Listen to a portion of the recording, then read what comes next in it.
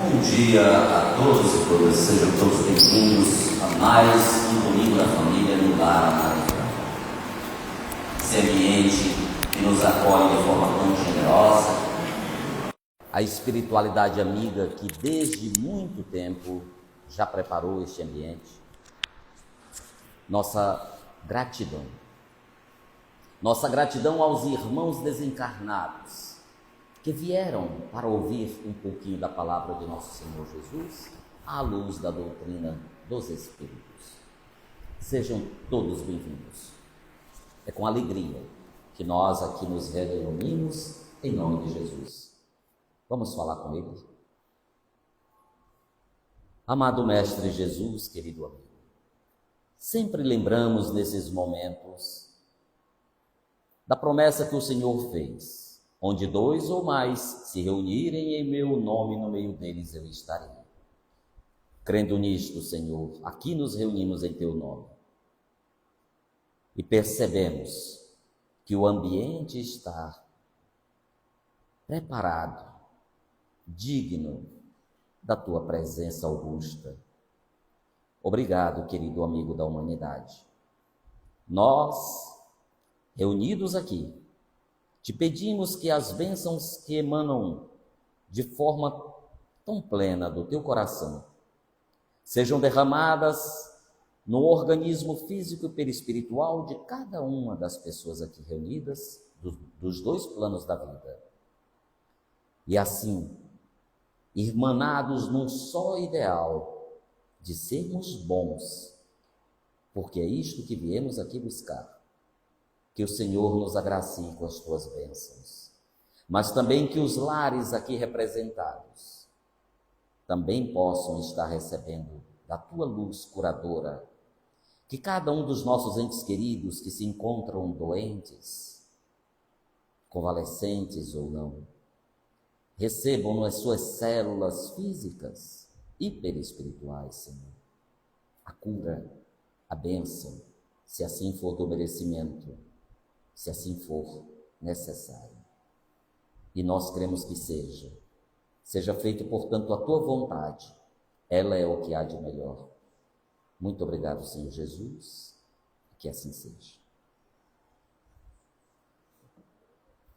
Do livro Pão Nosso, o capítulo 68 diz: necessário acordar. Desperta, ó tu que dormes, levanta-te dentre os mortos e o Cristo te esclarecerá. Efésios 5:14. Emmanuel faz a seguinte explanação: grande número de adventícios ou não aos círculos do cristianismo acusa fortes dificuldades na compreensão e aplicação dos ensinamentos de Jesus. Alguns encontram obscuridades nos textos, outros perseveram nas questínculas literárias. Inquietam-se, protestam e rejeitam o tom divino pelo envoltório humano de que necessitou para preservar-se na terra. Esses amigos, entretanto, não percebem que isto ocorre porque permanecem dormindo, vítimas de paralisia das faculdades superiores. Na maioria das ocasiões, os convites divinos passam por eles, sugestivos e santificantes. Todavia, os companheiros distraídos interpretam-nos por cenas sagradas, dignas de louvor, mas depressa relegadas ao esquecimento. O coração não adere, dormitando amortecido, incapaz de analisar e compreender. A criatura necessita indagar de si mesma o que faz, o que deseja, a que propósitos atende e a que finalidades se destina.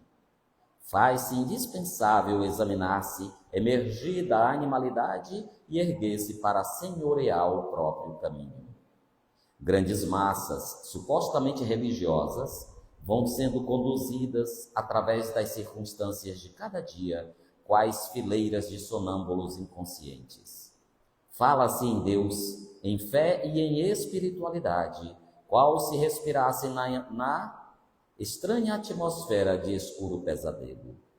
Sacudidas pela corrente incessante do rio da vida, rolam no turbilhão dos acontecimentos, enseguecidas, dormentes e semimortas, até que despertem e se levantem, através do esforço pessoal, a fim de que o Cristo as esclareça. Com esta mensagem, convido aqui o Isnã de Barros para nos trazer a sua fala: estranha moral, não vim trazer a paz, mas a divisão.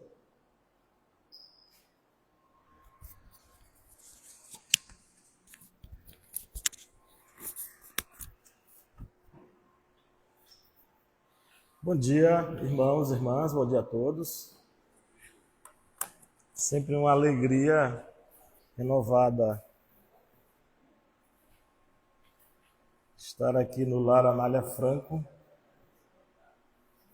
Hoje, falando de estranha moral, não vim trazer a paz, mas a divisão. Luiz Alberto, ontem, na reunião de avaliação do encerramento do semestre na casa de Isaura, Luiz Alberto fez um comentário muito interessante e pertinente. Alguns temas do Evangelho segundo o Espiritismo, eles são como se fossem crus, pouco digeríveis, pouco compreensíveis para todos nós que vivenciamos a doutrina espírita. E quando a pessoa tem menos afinidade com a doutrina, ainda é mais complicado entender quando Jesus diz: eu não vim trazer a paz, mas eu vim trazer a divisão. Se fosse qualquer pessoa que tivesse dito essa frase, ninguém questionaria. Mas quando você tenta compreender Jesus dizendo que não veio trazer a paz, mas a divisão, sendo a mesma pessoa que falou para João: eu sou a paz, a gente percebe que talvez pela pobreza idiomática, talvez pela pobreza linguística, talvez pela pobreza da expressão, das sensações, das compreensões e das visões que o povo judeu tinha à época, talvez Jesus tenha se referido a coisas diferentes quando ele diz: eu sou a paz, e quando ele diz: eu não vim trazer a paz, mas eu vim trazer a divisão. Porque não existe possibilidade de se compreender que uma pessoa que pregou o amor, que pregou a caridade, que viveu o amor e viveu a caridade na expressão mais profunda dos seus sentimentos, na expressão mais profunda das relações que se possam processar entre duas pessoas, ou entre uma comunidade, ou entre um pensador, entre um líder cultural, um político, social, religioso, não existe a menor possibilidade de associarmos e de ligarmos o mesmo significado a palavra paz nas duas colocações. Porque quando Jesus se dirige a João e diz, eu sou a paz, Jesus coloca como instrumento de medida da paz que nós devemos cultivar e nós podemos e devemos buscar. A paz na relação entre o próximo. Mas quando Jesus diz, eu não vim trazer a paz, mas a divisão, a paz, nessa frase, numa outra situação, ela adquire uma conotação que é profundamente diferente. Já que Jesus, a paz em essência, já que Jesus, a paz em pessoa, ele não poderia se expressar e se colocar como aquele que traz a divisão entre nós. Se ele houvera dito que a sua figura, o seu comportamento, a sua expressão é a própria paz. Então, Kardec, ao explicar essa colocação, Kardec diz que existem três possibilidades ali. Assim como no capítulo 14, quando Jesus diz que para segui-lo, todos nós devemos fazê-lo, e para segui-lo nós devemos odiar pai e mãe para segui-lo. Nós devemos abandonar a nossa casa para segui-lo. O odiar ali também tem e possui significados diferentes. E o Kardec diz que ou colocaram, quando foram registrar a passagem evangélica, ou colocaram, entre aspas, palavras na boca de Jesus. É a primeira possibilidade. A segunda possibilidade, não compreenderam, em função da pobreza linguística, em função da pobreza da comunicação dos judeus, não compreenderam o que Jesus quis dizer, ou traduziram de forma errada do que foi escrito originalmente no grego. E a palavra odiar, por exemplo, quando ela é traduzida do grego para o latim e depois para o português, no original grego ela não significa propriamente odiar. Ela significa gostar menos e amar, gostar mais, querer bem. Né? Então, quando Jesus disse odiar pai e mãe, Jesus, na verdade, estava dizendo que para segui-lo, você deve odiar pai e mãe. Você deve gostar menos do pai e da mãe para seguir Jesus. Mas, num dado momento da história, todos nós abandonamos o que fomos com o intuito de buscar o novo ser que seremos. Eu hoje de manhã, 4h20 da manhã, fazendo o evangelho, aí quando eu terminei o evangelho, eu comecei a pensar na palestra, no estudo, né? Aí eu lembrei do Luiz Alberto. Rapaz, o Luiz Alberto é um cara muito assim, sabe, desligado da família, viu, Jorge? Luiz Alberto abandonou pai e mãe, lá em Minas Gerais, para vir para o Maranhão. Você acredita? É um sem coração um homem desse. Ou seja, ele, para poder trabalhar, para poder cuidar da sua família e dos seus filhos, ele odiou pai e mãe. Ou seja, ele usufruiu do cuidado e da atenção que o pai e a mãe puderam lhe dar, e num dado momento, igual o passarinho, ele criou asas e abandonou o ninho. Aí foi seguir a vida, e ele foi construir o seu próprio ninho.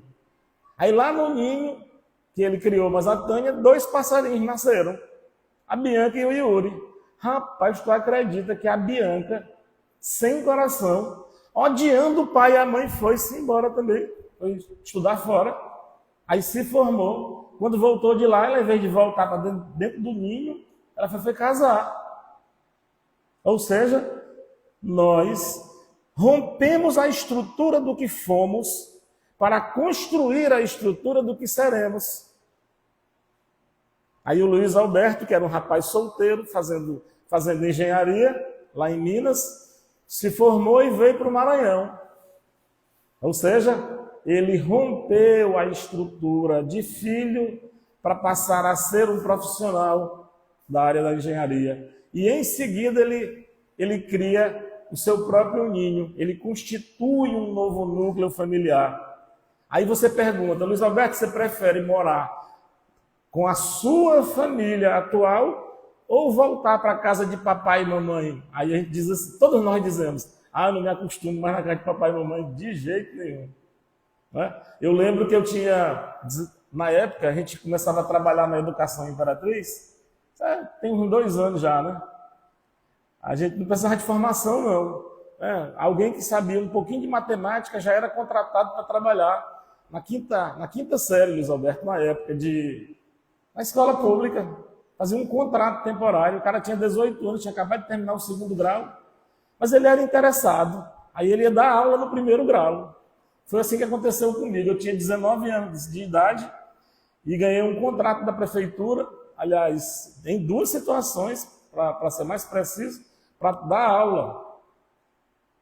Sabia de nada ainda, claro, né? Não tinha formação nenhuma. Aí eu fui estudar, entrei na faculdade, fui fazer letra de ciências exatas na UEMA, depois fiz pedagogia na UFMA, mas eu fui trabalhar sem ter nenhuma preparação. Sabe qual foi a primeira coisa que eu pensei quando eu recebi o primeiro salário? Conversando com um amigo meu, ei, camarada, bora alugar naquela época não tinha kitnet em Imperatriz, né? Aí eu, bora alugar um quartinho, é pra gente ser independente. A minha ideia era sair de casa, ou seja, era odiar o pai e a mãe, deixar para trás aquela relação que foi constituída em 18, 20 anos de convivência. Por que você deve fazer isso? Partindo-se do princípio de que nós devemos honrar o pai e a mãe, odiar o pai e a mãe em um determinado momento da história, Kardec vai nos dizer que é romper o processo do homem velho que você constituiu, é estabelecer o projeto de um homem novo que você quer ser, é você projetar para o futuro que você terá o seu próprio ninho, é projetar para o futuro que você terá uma família. Aí eu lembro quando eu casei com o Cidinho, a gente começou moramos de aluguel, depois compramos uma casa, aí comprei a bicicleta que eu não tinha para ir para o trabalho, e a gente vai crescendo. A ideia qual era? Ampliar a casa. Por quê? Para os filhos. Aí chegou no momento que lá em casa tem 5 quartos. Aí construindo a casa, ampliando, puxando para um lado, puxando para o outro. Eu achava que os meninos lá de casa não iam passar pelo processo de odiar pai e mãe, né? De amar menos o pai e a mãe do que o projeto que tem para o futuro. Aí daqui a pouco a Arielle casa e sai. A Arielle arrumando as trouxas, passando pelo corredor, botando num carro lá fora. Aí eu ia lá na sala, pois é, qualquer coisa me chama aí que eu ajudo. Aí ia lá no quarto, dava uma choradinha de tristeza, né? Aí enxugava, aí voltava e dizia, pois é, e aí, tá tudo certinho lá? Tá. Ajudava, botava um pacote lá fora.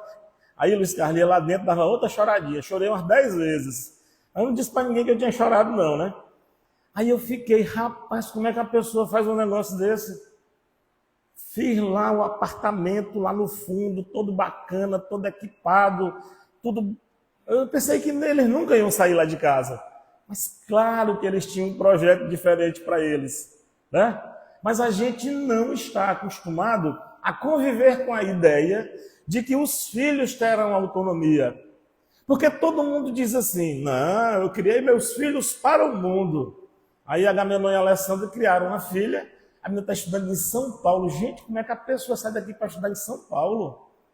Né? Cria asas, estabelece um novo ninho, daqui a pouco essa menina casa em São Paulo, o Agamenon, se quiser ver os netos, tem que pegar o avião e ir em São Paulo para olhar os netos e as netas, que é lá em São Paulo. Longe de casa ainda faz assim. E quando você diz, eu crio meus filhos para o mundo, na verdade você cria o seu filho para o mundo que você criou. Né? Que começa no muro do fundo da sua casa e termina no muro da frente. É aquele mundo que você estabeleceu, que você preparou, que você constituiu, é aquele mundo que é o mundo que seu filho está preparado para viver. Que foi para isso que você trabalhou. E você criou o seu filho para o mundo. Mas foi o mundo que você criou. O seu filho talvez não esteja preparado, porque você criou ele para esse mundo, ele não esteja preparado para sair do condomínio. Você cria o seu filho dentro de um condomínio, o menino corre para todo lado, brinca entre todas as portas. Aí come pipoca numa casa, toma suco na outra. Nós vamos almoçar na casa de não sei quem hoje, fulano vem almoçar amanhã aqui em casa. E os condomínios geralmente eles são muito fraternos com as crianças. Mas esse menino está pronto para cruzar o muro do condomínio? Talvez não esteja, porque nós estamos criando o filho para o nosso mundo. Quando a gente vai ao capítulo 23, deixa eu baixar aqui para pegar o Evangelho. Quando a gente vai ao capítulo 23, onde Kardec nos traz detalhes da paz, de trazer ou não a paz. O capítulo 23, intitulado Estranha Moral, Kardec, ao trazer o tópico não vim trazer a paz, mas a divisão, ele se funda em duas passagens do Evangelho. Uma do Evangelho de Mateus e outra do Evangelho de Lucas. Me permita ler rapidamente aqui as duas passagens, depois a gente vai para os comentários. Disse Jesus, Evangelho de Mateus, capítulo 10, versículos 34 a 36, ele diz: não penseis que eu tenha vindo trazer paz à terra. Não vim trazer a paz, mas a espada. Porquanto vim separar de seu filho, porquanto vim separar de seu pai o filho, de sua mãe a filha, da sua sogra a nora, e o homem terá por inimigos os de sua própria casa. Gente, isso aqui Jesus não falou, não. Tem nem condição, Luiz Alberto. Não é estranho? Mas é por isso que Kardec colocou o título do capítulo 23 de Estranha Moral, ou Moral Estranha, dependendo da tradução. Como é que Jesus, o suave, Jesus, o doce, Jesus, o fraterno, Jesus, o amoroso, na sua plenitude, Jesus expressa a plenitude da amorosidade, Jesus expressa a plenitude da caridade. Como é que dessa boca doce, daquele homem humilde, sairia a seguinte frase: eu vim separar do seu pai o filho, da sua mãe a filha, da sogra a nora. Separar a sogra da nora é até mais fácil, porque são famílias diferentes, né? Mas ele diz, essa frase, ela é preocupante se você não tiver a chave da compreensão evangélica, que é o Espiritismo. Ele diz assim: e o homem terá por inimigos os de sua própria casa. O inimigo aqui também é uma palavra que guarda uma interpretação que, segundo Kardec, não pode ser literal. Tem que se entender o contexto em que Jesus disse isso. Tem que se entender qual foi a cultura na qual Jesus se expressou. Então, quando ele diz, terá por inimigos os de sua própria casa, aí eu volto para o exemplo do Luiz Alberto. Luiz Alberto, por odiar a família, veio para o Maranhão. O que a mãe dele dizia? Meu filho, arrume um emprego por aqui mesmo. Aí Luiz Alberto: não, mamãe, lá no Maranhão as possibilidades são maiores. Tem mais oportunidade de trabalho, tem mais oportunidade de conquistar a carreira profissional. Se você perguntasse para a mãe do Luiz Alberto se ela preferia que ele viesse para cá, para a Imperatriz, ganhar 20 mil reais, ou Luiz Alberto ficasse lá em Minas, em Uberlândia, trabalhando no caixa de um supermercado, formado em engenharia, ganhando 2 mil, ela ia dizer: fica aqui que eu lhe ajudo. Fique aqui, porque aqui você tem casa, comida e roupa lavada. Esses 2.000 aí você vive bem. Roberto, mamãe, mas é a profissão. Ela diz, tá bom, tu vai porque tu é teimoso. Então, dentro de casa existem momentos em que você terá por inimigo o da própria casa. Em função da carreira, em função do casamento, em função de sair para a guerra. Olha o exemplo. Você já pensou na Ucrânia e na Rússia, agora que está tendo uma guerra já há 3 anos, parece?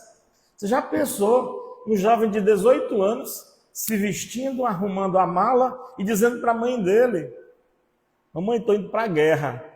A mãe dele vai dizer, tu tá nem doido. A mãe vai lá para a porta, pega a chave e segura e diz, você só vai para a guerra se você passar por cima do meu cadáver. Aí ele diz, não, eu tenho que ir porque eu tenho que defender a pátria. Olha que conceito, que conceito, como é que chama? José, me socorre aqui na palavra. É um conceito não concreto, mas é um conceito subjetivo. Tu não me disse, mas tu pensou, José. Obrigado. Sim, o dever para com a pátria, mas isso é um conceito subjetivo.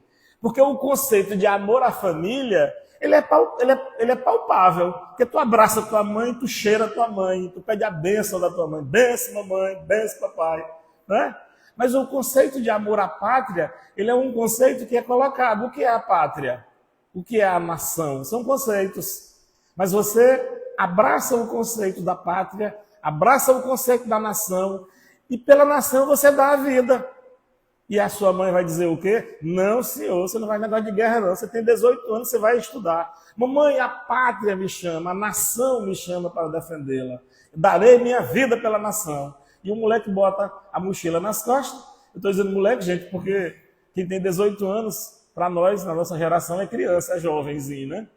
Mas moleque no Maranhão é garoto. Né? Tem alguns lugares que moleque é pejorativo, né? Mas aqui a gente chama moleque, em São Luís o povo chama pequeno, né? Alessandra, ei pequeno! Esse jovem, ele está investido na qualidade daquele que odeia o pai e a mãe para ir à guerra. Mas eu odiei minha mãe, eu arrumei inimigo dentro de casa. No dia que eu estava lá, pedi a Cidinha em casamento, falei assim, ei papai, vou lá pedir a mão da Cidinha em casamento.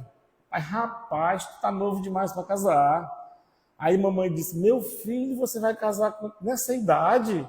Não, mãe, agora que eu vou pedir a mão da menina, não sei nem se o pai dela vai aceitar.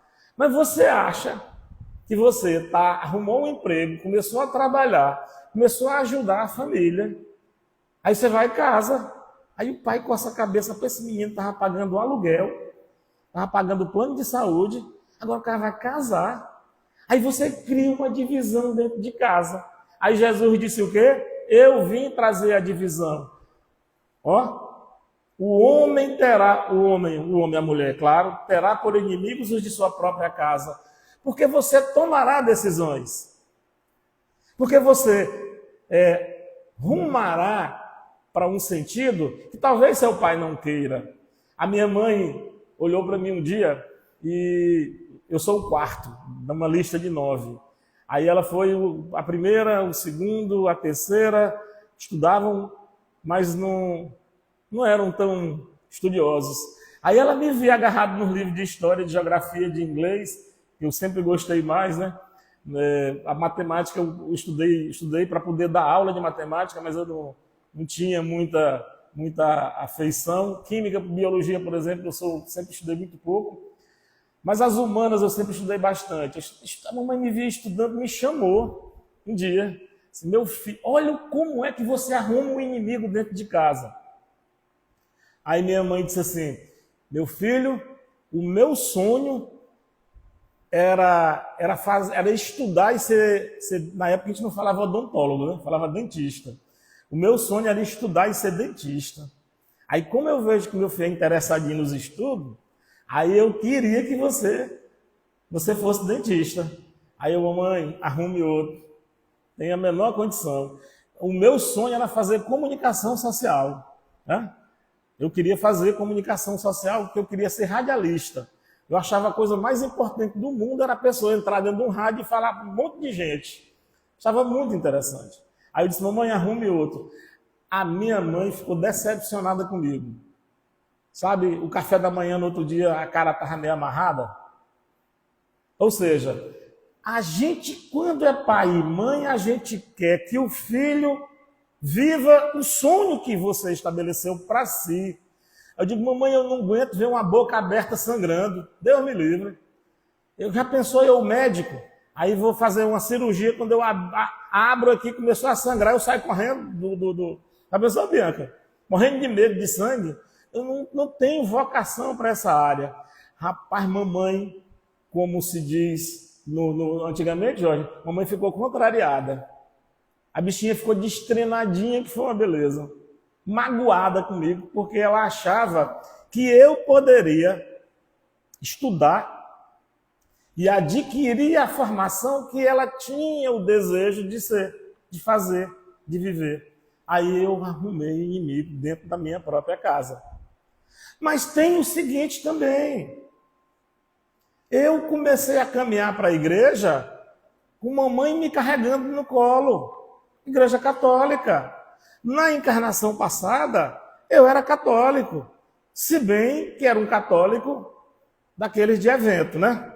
Eu só ia à igreja uma vez por mês, né? Vestia a roupa mais bonita que tinha lá em casa, ia para a igreja, fazia aquela doação para descontar os pecados, né? Passava pelo confessionário uma vez por mês, dizia para o padre tudo de errado que eu tinha feito e voltava para casa livre, leve e solto, com certeza de ter feito as pazes com Deus. Eu vivi a encarnação passada toda como católico. Nessa encarnação, eu fui católico até os 16 anos, 17 anos. Participei do movimento da igreja, do grupo de jovens. Ah, mamãe ficava feliz demais. Eu tinha 17 anos, aí um dia eu cheguei em casa e falei assim, mamãe, eu vou ser padre, ó.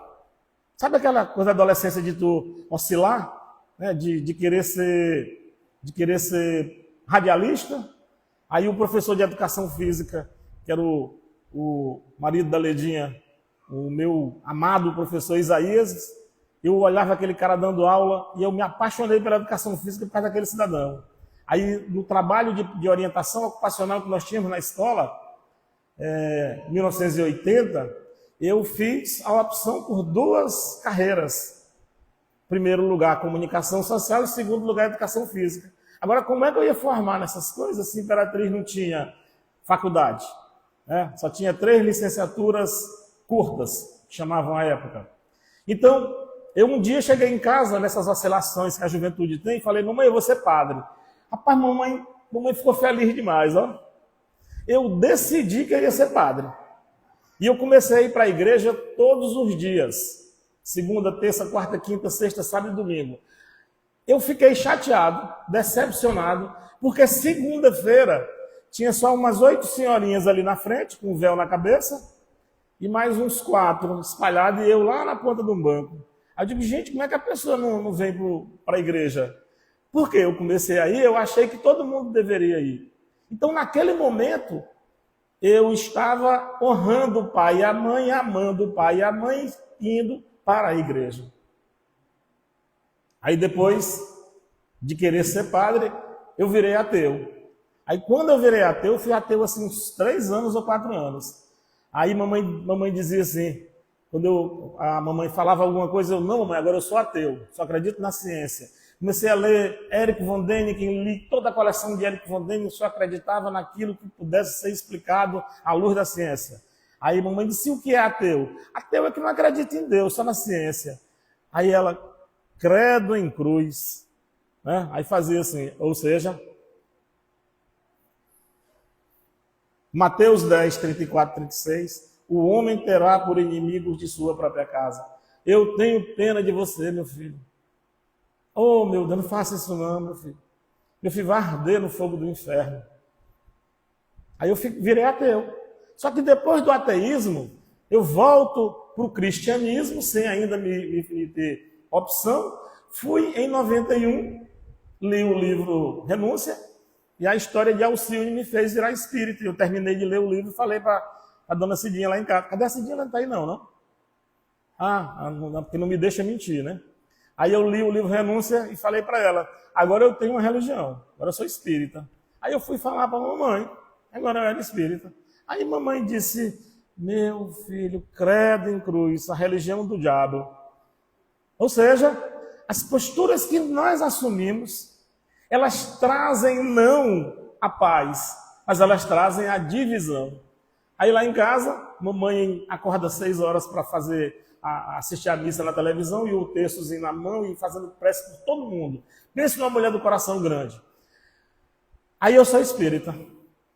Aí ela já assistiu palestra minha, eu mando o link das palestras, ela assiste palestras que eu faço no YouTube, falando de Jesus o tempo todo, mas ainda tem-se uma desconfiança com relação à doutrina espírita, com relação à religião espírita.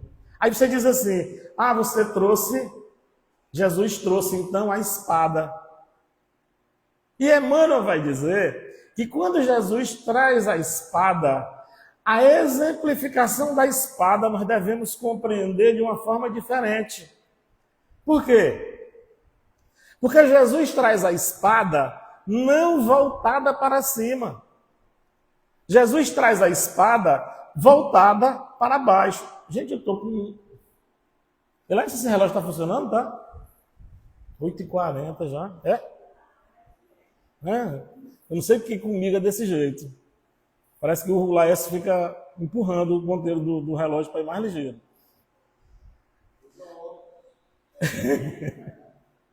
Aí o Laércio disse que ia trazer água para mim também, não trouxe. Já tossi 3 vezes já aqui. Obrigado, Laércio. Eu fazendo assim, e ele nem ligava, ó.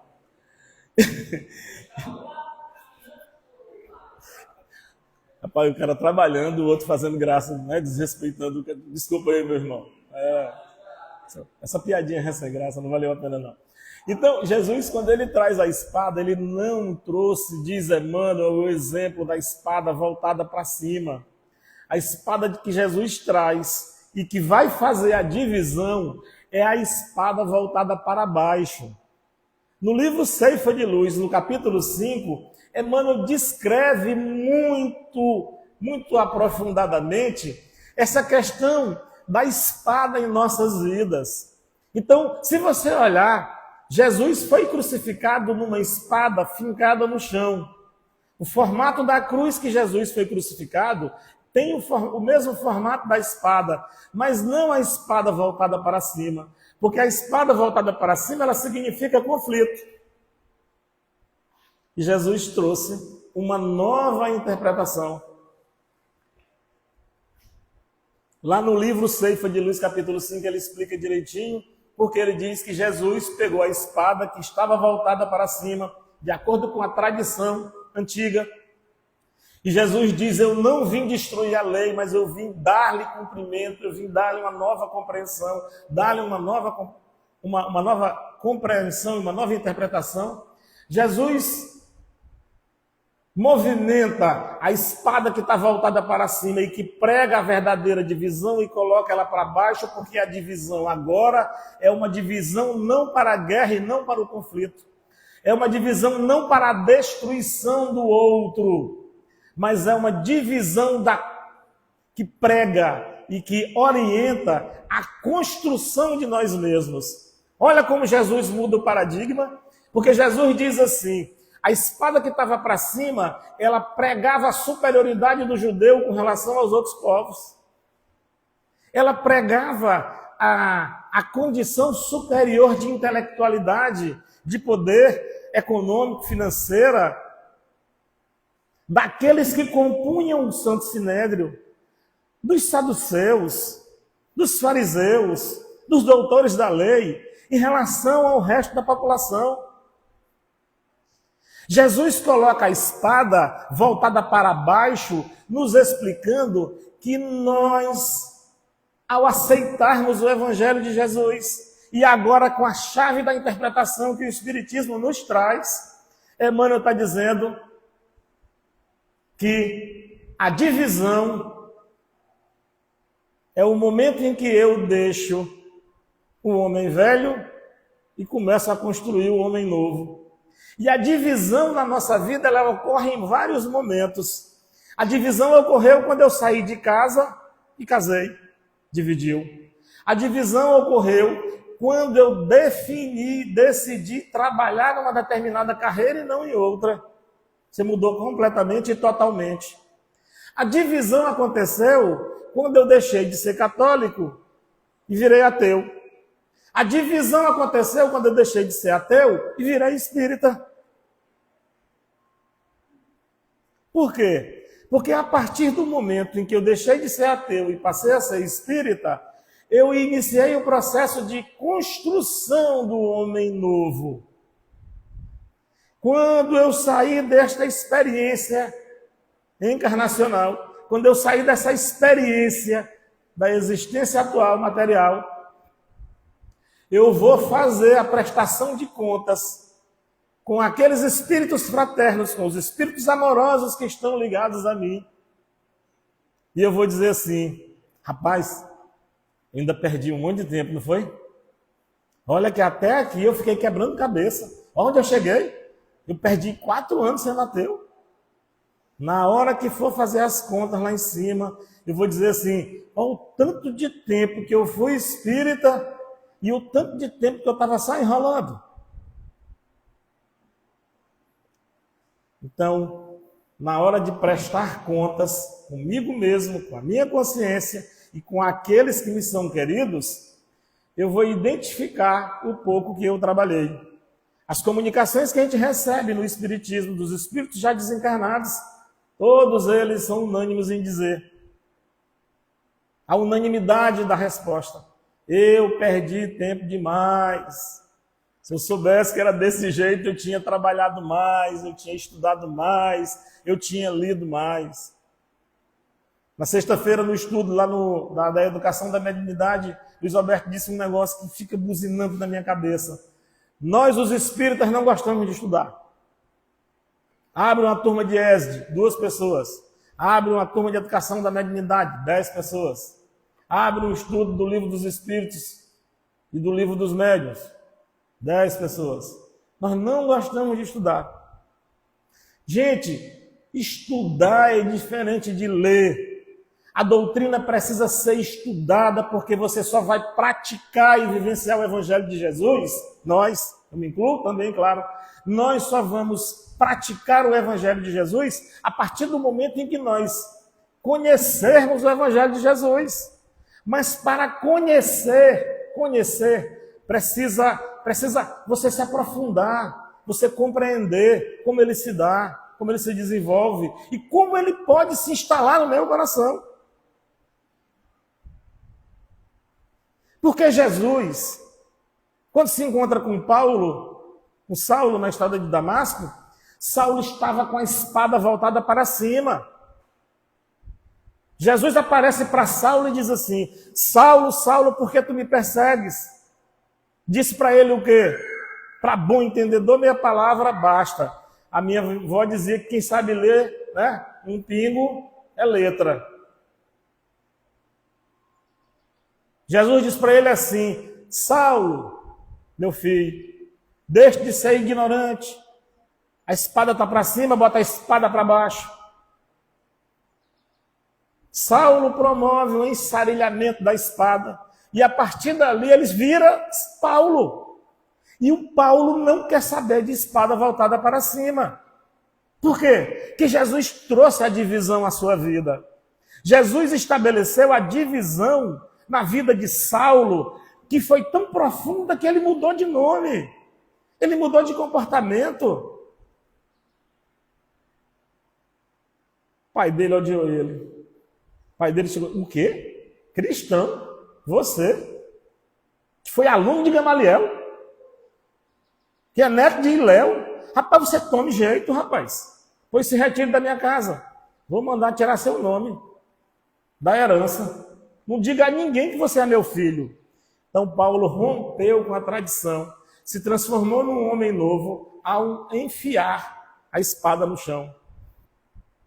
A espada que estava voltada para cima, ela deixou de chamar para a guerra, passou a ser voltada para baixo e passou a chamar para a paz e o amor, que foi o que Jesus viveu, que foi o que Jesus pregou. Saulo muda de vida, se chama Paulo e vai apanhar em nome de Jesus. Tu já pensou, Agamenon? A gente saindo da cafeteira ontem, 7 horas da noite, e o povo com os pedaços de pau na mão atrás. Olha esses macumbeiros aqui, bota para correr. E nós correndo, porque fomos passar a tarde sob a égide do Evangelho, estudando o Evangelho, avaliando as ações da prática do Evangelho no posto da casa de Isaura. Já pensou? Eu ia chegar em casa com as costas tudo machucadas de lapada, aí eu ia dizer para Cidinha, Deus me livre, vou não quero mais nem saber de negócio de Evangelho. Eu ia para Seixonoye, ia para outra coisa, que não apanhasse. Mas Saulo, no livro Paulo e Estevão, Paulo foi colocado, foi expulso de várias comunidades, mas não era uma expulsão amigável, de chegar para ele e dizer assim, Jorge, queria que você se retirasse daqui, viu? Era não, era todo mundo com um cacete, com um macete na mão para dar na cabeça dele, para dar nas costas dele. Quantas vezes Paulo foi preso porque ensarilhou a espada? Quanto tempo ele aguentou de cadeia, de prisão, só porque falava de Jesus, só porque pregava o Evangelho de Jesus, só porque vivia o Evangelho de Jesus? Então nós precisamos estudar mais a chave que o Espiritismo nos traz para compreender o Evangelho. Depois que nós compreendermos o Evangelho, nós instalaremos, implantaremos no nosso coração o reino de Deus. Aí Jesus olha e diz, esse menino está pronto. Foi assim que Jesus fez com Joana de Cusa, né? Foi assim que Jesus fez com Maria de Magdala. Quando ela vê Jesus, ela diz, rapaz, esse homem é muito diferente. Se apaixonou pelo magnetismo de Jesus, envolvida pela mansidão de Jesus, procurou Jesus na casa de Pedro. Mandou um funcionário dela, rapaz, procure saber onde é que esse homem está, que eu quero ir lá conversar com ele. O funcionário de Maria de Magdala descobre que Jesus estava hospedado, arranchado lá. Estava arranchado na casa de Pedro e ela vai à casa de Pedro, bate na porta, diz que quer falar com Jesus. Rapaz, o Pedro deve ter feito uma cara muito ruim, ó. Cortesã atrás do meu mestre? Como dizia a vovó, vai dar certo não. Aí Maria de Magdala vai conversar com Jesus. E Jesus recebe Maria, ouve Maria. E a Maria tinha uma sede muito grande de amar. Jesus disse para ela, eu sei que tu tens uma sede muito grande de amar. Ela disse, realmente, tenho muita vontade de ter filhos, mas nunca consegui. Aí Jesus disse para ela, o quê? 10 minutos, Lécio?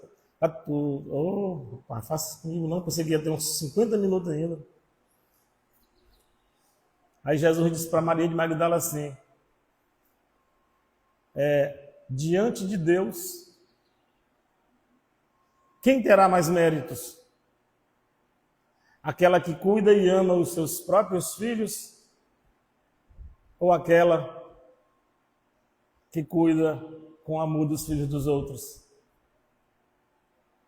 Aí Jesus botou a sementinha no coração de Maria, porque Maria, quando se dirige a Jesus, ela já está transformada e no coração dela já cabe a primeira semente do Evangelho. E Maria termina a sua vida no Vale dos Leprosos, em Jerusalém, cuidando dos filhos das outras.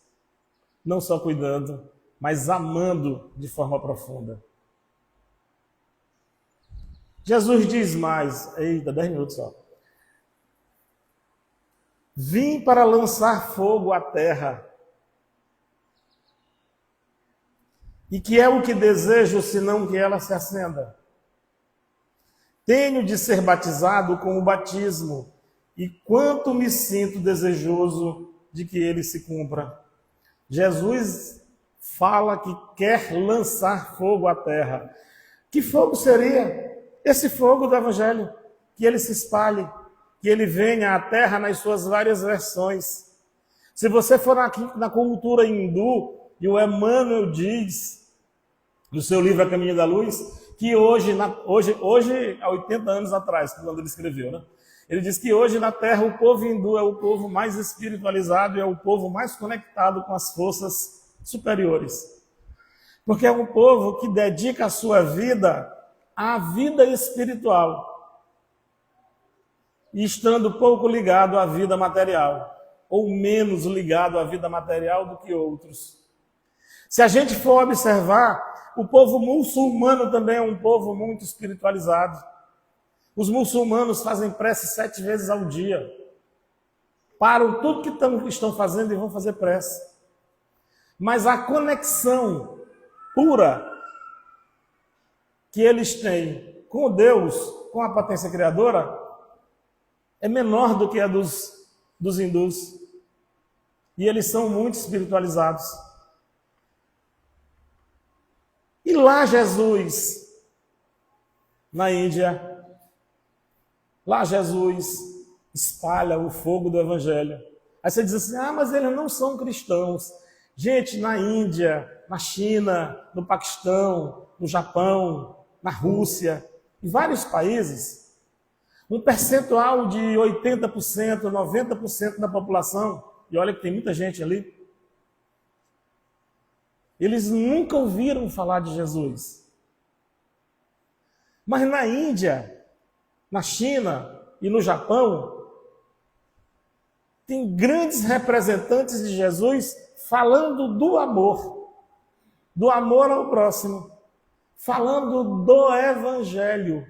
Porque o Emmanuel diz que Jesus é a expressão do Evangelho, que Jesus é o Evangelho vivo.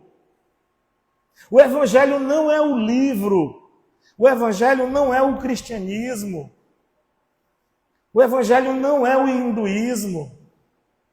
O Evangelho é a lei de amor que Jesus representa na terra, que é lei divina e universal, porque foi criada por Deus e é perfeita.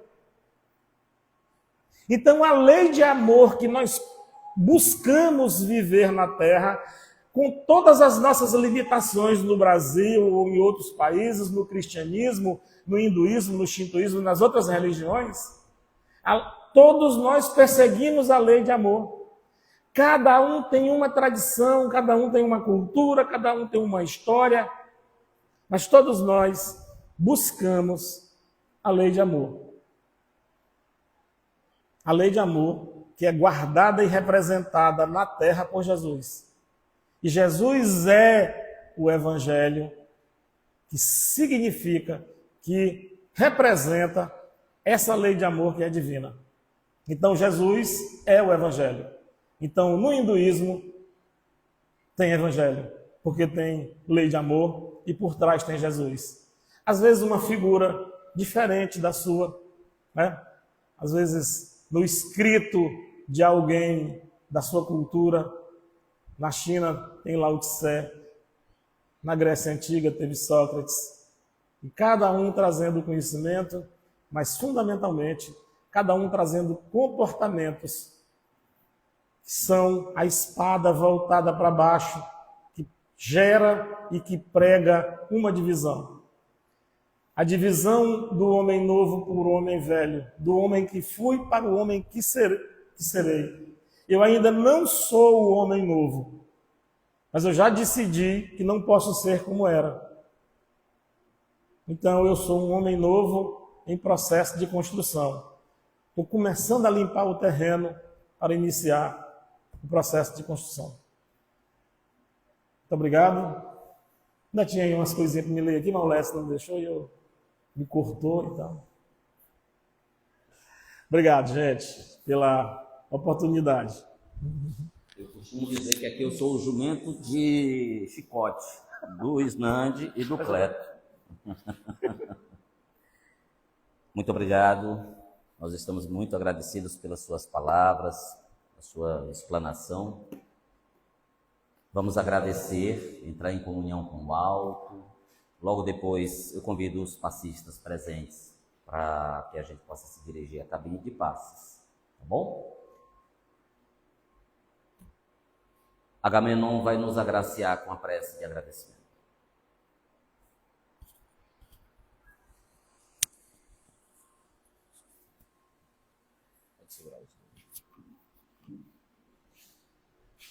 Vamos fechar aqui nossos olhos, que a gente possa sintonizar melhor com as energias deste ambiente, de estudo, de orações, de reflexões.